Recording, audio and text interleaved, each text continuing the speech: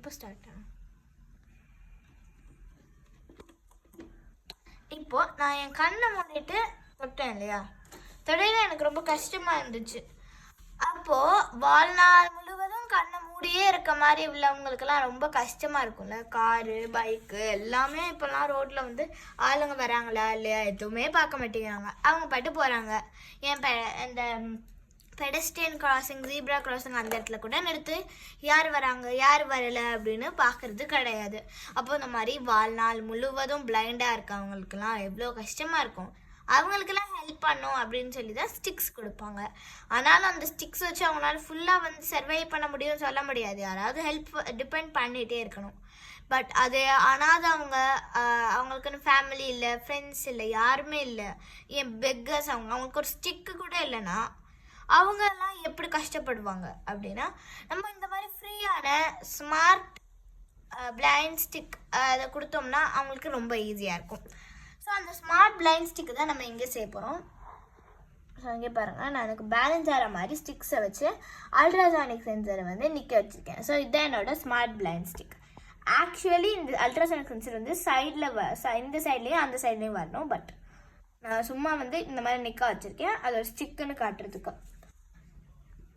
So என்னோட இந்த ultrasonic sensor இருக்கு இல்லையா, அது முதல்ல என்ன, அது எப்படி ஒர்க் ஆகும்னு பார்க்கலாம். ஸோ இதுதான் என்னோட அல்ட்ராசானிக் சென்சர். இங்கே டிரான்ஸ்மிட்டர், இங்கே ரிசீவர்னு இருக்கும், இங்கே 4 பின்ஸ் இருக்கும். இதை வந்து நம்ம எதோட இன்ஸ்பிரேஷனாக எடுத்தோம் அப்படின்னு நீங்கள் பார்த்தீங்கன்னா, பேட்ஸ் தெரியும் இல்லையா.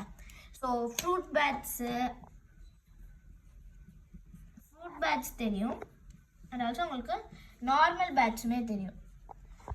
அண்ட் இது வந்து நம்ம ஃப்ரூட் பேட்ஸ் வச்சு இன்ஸ்பிரேஷனாக எடுக்கலாம். அவங்க வந்து இந்த பேட்ச் நார்மலான பேட்ச் நம்ம நைட்லலாம் சுற்றி பார்ப்போம் இல்லையா, அந்த மாதிரி பேட்ச் தான். ஸோ ஃப்ரூட் பேட்ச் வந்து அதுக்கு நல்லாவே கண்ணும் தெரியும், ஸ்மெல்லும் அதனால இது பண்ண முடியும். ஆனால் நார்மலான உள்ள பேட்ச், அந்த இன்செக்ட் ஈட்டிங் பேட்ச், அதுக்கெலாம் வந்து ஒழுங்காக கண்ணு தெரியாது.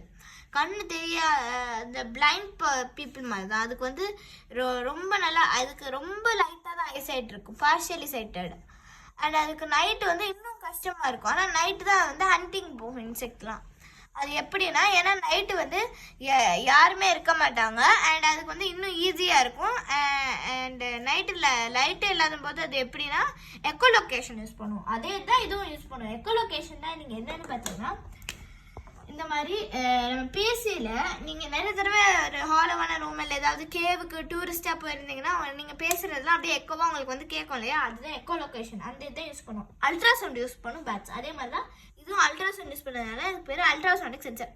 ஸோ அல்ட்ராசவுண்டுங்கிறது நம்ம ஹியூமன் ஹியரிங் கெப்பாசிட்டியை விட ரொம்பவே அதிகமாக இருக்கும். அதாவது 20,000 ஹெர்ட்ஸை விட ரொம்பவே அதிகமாக உள்ளது தான் என்னோட அல்ட்ராசவுண்ட். ஸோ அந்த அளவு இது கொடுக்குறதுனால தான் நமக்கு இது சத்தம் போடுறது நம்ம காதுக்கு கேட்காது. அண்ட் இந்த பேட்ஸுக்கெல்லாம் மட்டும்தான் இது கேட்கும். ஸோ பேட்ஸ் வந்து என்னன்னா, இந்த மாதிரி ரொம்ப தின்னான ஒரு ஹேர், ஒரு பீஸ் ஆஃப் ஹேரை வந்து கூட எக்கோலொகேஷன் வச்சு பேட்ஸ்னால கண்டுபிடிக்க முடியும்.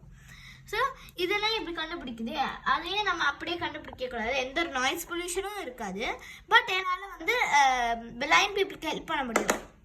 ஸோ அதுக்கு தான் யூஸ் பண்ணுறேன். இப்போ அதோட கோடை போய் நம்ம பார்த்துடலாம் வாங்க. So buzzer is equal to machine.pin 4 machine.pin dot. நம்ம நார்மலாக கொடுக்குற மாதிரி தான் இதில் 4வது பின் கொடுத்துருக்கறதுனால 4ன்னு போட்டிருக்கேன். இப்போ ட்ரிகருங்கிறது நீங்கள் இங்கே பார்த்தீங்கன்னா டீனு போட்டிருக்கேன் இல்லையா, இதுதான் வந்து ட்ரிகர். ஸோ இங்கே டீனு போட்டிருக்க சைடு தான் ட்ரிகரு. அது ஆக்சுவலி என்னென்னா டிரான்ஸ்மிட்டர். ஸோ டிரான்ஸ்மிட்டருங்கிற இதில் தான் எனக்கு வந்து என்ன நடக்கும்னா, இந்த சைடில் இருந்தால் எனக்கு வந்து அல்ட்ராசவுண்டை அனுப்பும், அல்ட்ராசவுண்ட் வேவ்ஸை அனுப்பும். And suppose if there was an object, ஒரு இலையோ ஏதோ ஒரு கையோ ஏதோ ஒன்று இருந்ததுன்னா அதில் போய் இடித்து அது என்ன ஆகும்னா ரிஃப்ளெக்ட் ஆகி பவுன்ஸ் பேக் ஆகி இங்கே என்னோட ரிசீவரில் வந்து இடிக்கும். ஸோ இப்படி தான் ஒர்க் ஆகும். ஸோ இங்கே பார்த்தீங்கன்னா அதனால தான் trigger is equal to machine.pin 0 machine.pin dot. நான் எதுக்கு 0ன்னு கொடுக்குறேன்னா, ஏன்னா அந்த பின்னில் கனெக்ட் பண்ணியிருக்கேன், 0ன்னு கொடுக்குறேன். And echo is equal to machine.pin 1, machine.pin dot in, machine.pin dot pull underscore down.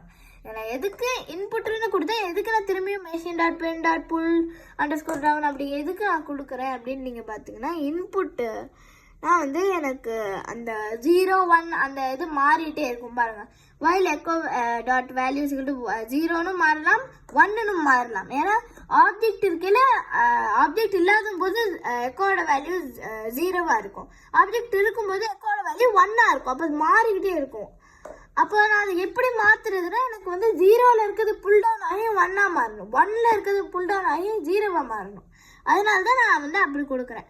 Next while true. So இதை எல்லாமே திரும்பி திரும்பி நடக்கணுன்றதுக்காக வைல் ட்ரூ கொடுத்துருக்கேன். உங்களுக்கே தெரியும் வைல் ட்ரூக்கு அதில் என்னெல்லாம் கொடுக்குறோமோ அதுக்கு வந்து ஒரு டேப் ஸ்பேஸ் இருக்கும். ஸோ இப்போ நம்ம வந்து while echo dot value you time dot sleep 1. So you time dot sleep 1 அப்படின்னா என்னன்னு நீங்கள் பார்த்தீங்கன்னா, ஸோ எனக்கு வந்து கொஞ்ச நேரத்துக்கு 1 செகண்டுக்கு அது வந்து ஆஃப்லே 1 செகண்டுக்கு அப்படியே இருக்கணும். அப்புறம் வந்து ட்ரிகர் வந்து ஆஃப் ஆயிடணும். அப்புறம் ட்ரிகர் வந்து எனக்கு எந்த ஒரு சவுண்டுமே விடக்கூடாது. 2 மில்லி மைக்ரோ செகண்டுக்கு விடக்கூடாது. ஏன்னா அண்டர்ஸ்கோர் அஸ்ன்னு போட்டால் எனக்கு வந்து மைக்ரோ செகண்டுன்னு அர்த்தம். ஸோ 2 மைக்ரோ செகண்டுக்கு வந்து எதுவுமே அனுப்பக்கூடாது. அப்புறம் திரும்பி வந்து ஆன் ஆகணும் ட்ரிகர், அதாவது அனுப்பணும், சிக்னல்ஸ் அனுப்பணும். அதாவது 3 மைக்ரோ செகண்டுக்கு அனுப்பிட்டே இருக்கணும். அப்புறம் ட்ரிகர் திரும்பி ஆஃப் ஆகணும். ஸோ இது ரிப்பீட் ஆகும். And then while echo dot value is equal to 0 send underscore time is equal to u time dot ticks underscore us bracket. இது என்னன்னு நீங்கள் பார்த்தீங்கன்னா, என்னோட எக்கோ வேல்யூ வந்து 0வா இருந்ததுன்னா வந்து அந்த அதாவது எப்போ 0வா இருக்கும்னா எனக்கு வந்து ஆப்ஜெக்ட் இல்லாத போது தான் எனக்கு வந்து எக்கோக்குள்ளே எந்த ஒரு இன்புட்டுமே வராது. அப்போ 0வா இருக்கும். அண்ட் இப்போ அடுத்த லைனில் பார்த்தீங்கன்னா சென்ட் அண்டர்ஸ்கோர் டைம், அது வந்து ஒரு வேரியபிள். ஸோ இந்த வேரியபிள்குள்ளே அந்த நான் வந்து எந்த நேரத்துக்கு அதை அனுப்புனேன் அப்படிங்கிறத ஸ்டோர் பண்ணிக்கிறதுக்காக தான் சென்ட் அண்டர்ஸ்கோர் டைம்ங்கிற நான் வேரியபிளே போட்டிருக்கேன். It's equal to u time dot ticks underscore us. இது என்னன்னா, இது வந்து நம்மளோட யூ டைம் லைப்ரரி இருக்குல்ல, அதில் இன்பில்ட்டாக இருக்கக்கூடிய ஒரு ஃபங்க்ஷன் தான் இது.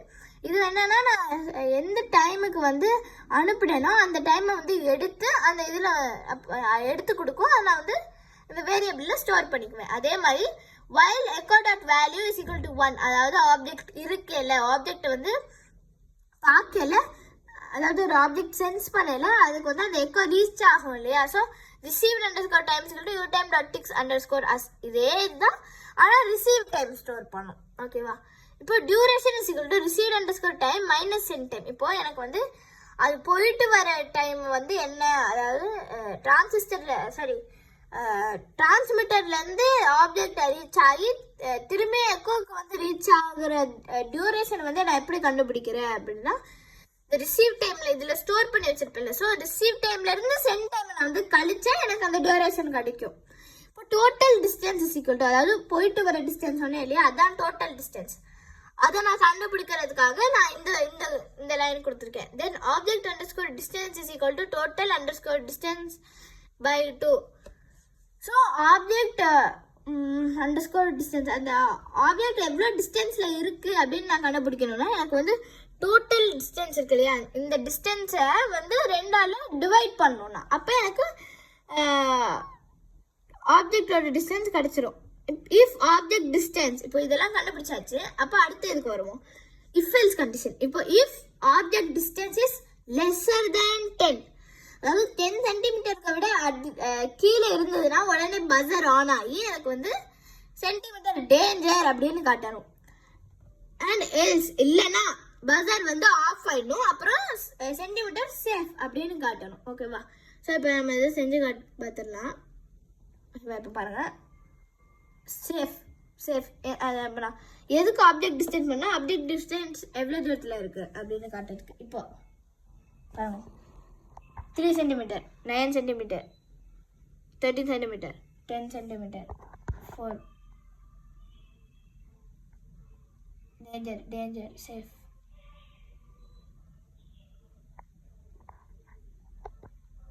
டேஞ்சர்.